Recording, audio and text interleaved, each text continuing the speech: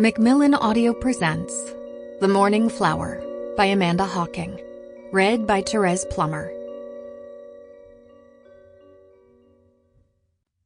1. The Road. Are we crazy? It wasn't the first time I had asked that, and I doubted it would be the last time before we got to where we were going. We still had another 12 hours on the road, if the GPS was to be believed. Over the past day, the two of us had been alternating as drivers in the Jeep so we could stop as little as possible.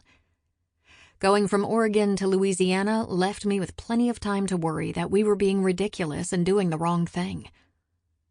Pan was driving this shift, absently drumming his fingers on the steering wheel to radar love, and he glanced over at me.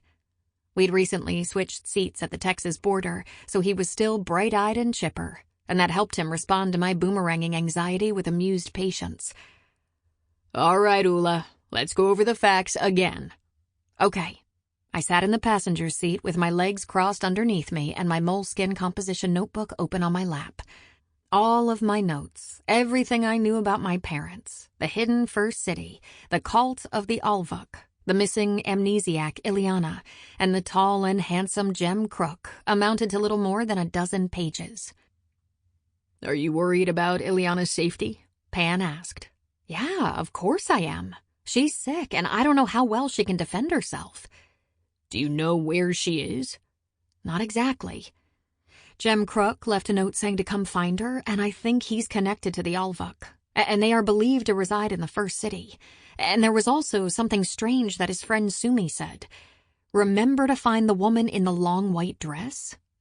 Whatever that means." "Do you know where the first city is?" he asked. "Not any more than a few rumors. But if anyone knows where it would be, it's the Omte tribe.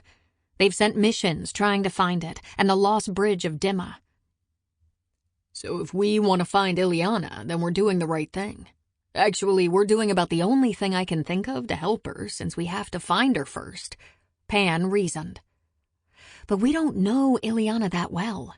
Her twin sister alleged that she took her home to help her, and both you and I had to take time off from our internships," I said, playing devil's advocate. "Well, I'm not an intern," Pan corrected me. "Working at the Inhemsk project is my full-time job, and I also work part-time as a Puritan."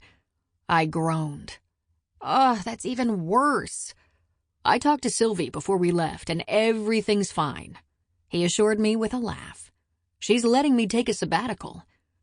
We both worked at the Inhemsk project, which was an effort undertaken to help trolls of mixed blood find their place in our kingdoms. Though primarily funded by the Vitra and run by the prestigious Macmillan Tallow Institute, it was open to all 5 tribes, with the objective of bolstering our dwindling populations and reconnecting trolls with their heritage and their families. Sylvie was the head of the Inhemsk, making her our boss. Pan worked in the office, directly under her, searching family records for trolls of mixed blood. And I spent my internship down in the archives, helping translate old documents. That didn't give me a lot of time to spend with Sylvie, but it was more than enough for me to discern that she did not like me, and she didn't really seem to like anyone at all.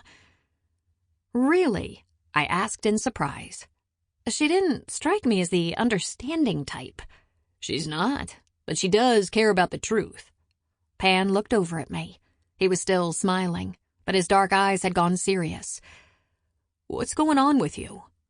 Did Elof ever let you know what is going on with those weird results he got with your blood test?" Elof Damari, the docent at the Macmillan who specialized in troglodycology, the study of troll-specific biology, including genealogy and genetic psychokinesis, had taken blood from both Eliana and me so we could analyze it for ancestry. It was standard practice for the Inhemsk project, a routine test to help decipher where exactly orphans and abandoned babies fit in and where they had come from. Usually, the test came back a few days later with a simple answer. Pan had told me he'd found out within 2 days that he was a Can-Hu, half-tomb, a troll of mixed blood with canon and human parentage.